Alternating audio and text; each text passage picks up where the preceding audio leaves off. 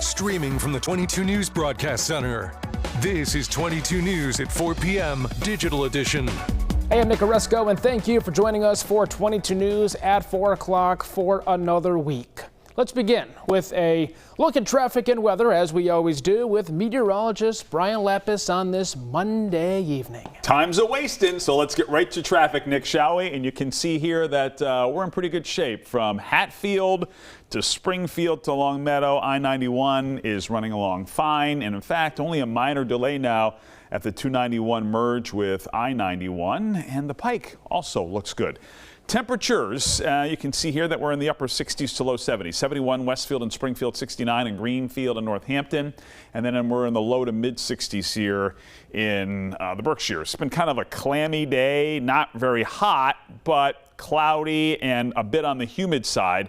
We've been kind of waiting for some showers to materialize, and perhaps if you've been out, you know that there's been a sprinkle or two. And there are a couple of light showers now up and down the Berkshires and a little batch of showers in the Waterbury area of Connecticut that's moving toward Hampden County. So as we get deeper into the afternoon and into the early evening hours, light showers are likely. We'll track our chances for thunder and lightning tomorrow with our 22 News Storm Team Skycast.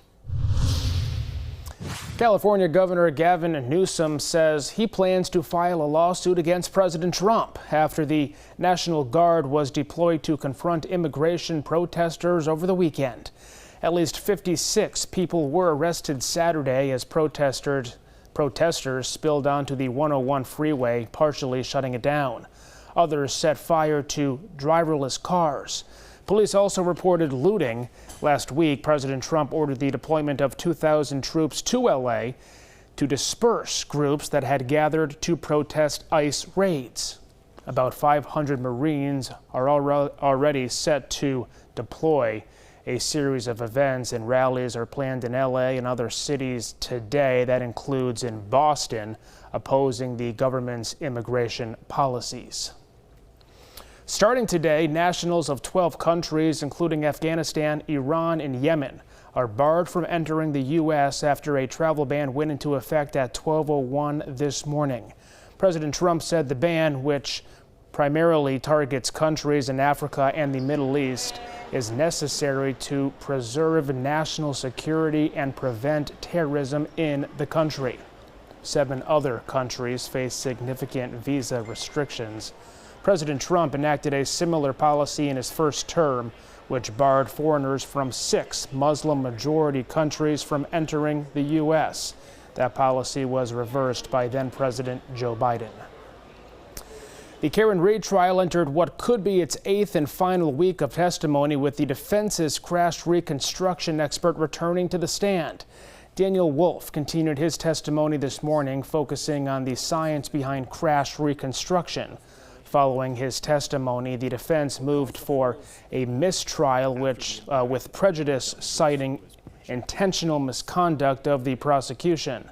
Attorney Robert Alessi claimed the prosecutor misled the jury by showing them holes cut in the back of John O'Keefe's hooded sweatshirt, asking if the holes could be caused from a backward fall. In this case, Ms. Hartnett, she's testified. The Commonwealth well knows from its own documents, from its own criminal list, that those holes in the back were caused by their criminal list as part of their examination. What could be more egregious? What could be more misleading? Instruct you. The judge denied the motion for a mistrial, but gave the jury instructions on what they can consider. Testimony will resume tomorrow. Thousands of Massachusetts investors will receive restitution following a settlement with 5 broker-dealers, including the nation's 2 largest firms. Secretary of the Commonwealth William Galvin said $9.8 million in penalties have been imposed on the firms, including Edward Jones and TD Ameritrade. Galvin said the firms failed to ensure transactions were executed at a fair and reasonable price over a 5-year span, overcharging customers by $19 million on $1.2 million worth of trades. Affected customers will receive the amounts that they were overcharged with 6% interest. Got the clouds today, kind of a dreary day, but eventually eventually we will see the sun again. Yeah, Wednesday looks like a great day. Perfect. In the meantime, we could see some showers not only tonight but during the day tomorrow. Let's take a look at what's happening in our clouds and radar, a little bit of sprinkle activity. If you've got outdoor plans for this evening, keep an eye on the radar on the 22 News app on your mobile device. We're not expecting any heavy rain, but there could be some occasional light rain here into and through the evening hours. Case in point, 22 News Storm Team Skycast, 5 o'clock this afternoon. Scattered showers. And you can see here at 7 p.m. Some scattered light showers as well. And then even through midnight tonight, the chance for a few raindrops here and there. Nothing heavy, but just enough to make conditions damp. And overnight, we're mostly dry. This is 7 o'clock tomorrow morning. Mostly cloudy skies. And then some scattered showers move through during the morning hours. Notice 10 o'clock. There could be a couple of downpours here, even the chance for a thunderstorm here in the morning, and then a little bit of clearing early afternoon. Look at that clearing. Here's 4 o'clock tomorrow afternoon, and then after 4, another round of scattered showers and thunderstorms for the early evening hours. None of these look exceptionally strong, but if you have outdoor plans for tomorrow, again, best advised to keep an eye on the radar on the 22 News app, because when thunder roars, you'll want to get indoors. As I was mentioning to Nick, we're brighter on Wednesday. We'll show you on 22 News at 5. The 78th Annual Tony Awards were held in New York City Sunday, with several shows and performers walking away big winners. Wicked star Cynthia Erivo hosted the show, which this year returned to Radio City Music Hall. Maybe Happy Ending, a rom-com about androids, won Best New Musical, and Carrie Young made history as the first black person to win back-to-back Tonys. And the original cast of Hamilton, one of Broadway's top-grossing shows, also reunited for a highly anticipated medley performance in honor of the show's 10th anniversary. A New York federal judge has dismissed Justin Baldoni's counter-lawsuit against Blake Lively.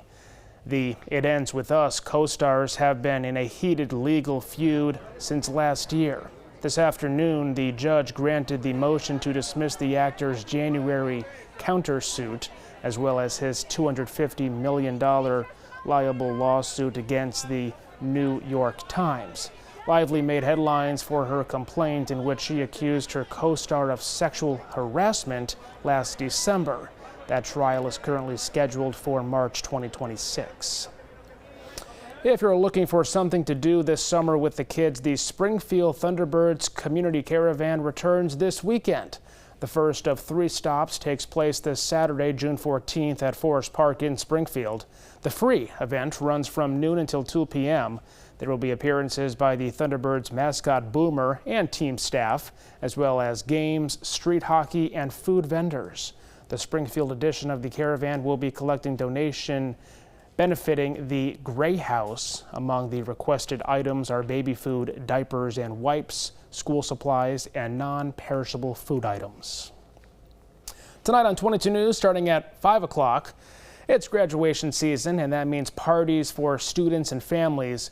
But with that comes responsibility. Tonight we're taking a closer look at social host liability laws. Plus, the city of Springfield is launching a new initiative to help families become more financially stable. We'll tell you how it works.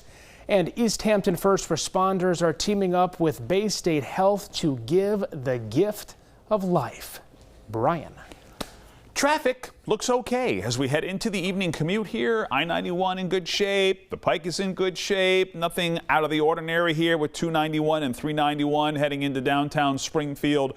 A little bit of thunder and lightning is possible here tomorrow. We're also tracking, of course, the chance of rain over the weekend on 22 News starting at 5. And updates anytime on our website, wwlp.com, the free 22 News app, and the 22 News Plus app, where you can watch our newscasts live and for free. We'll see you tonight, starting at 5.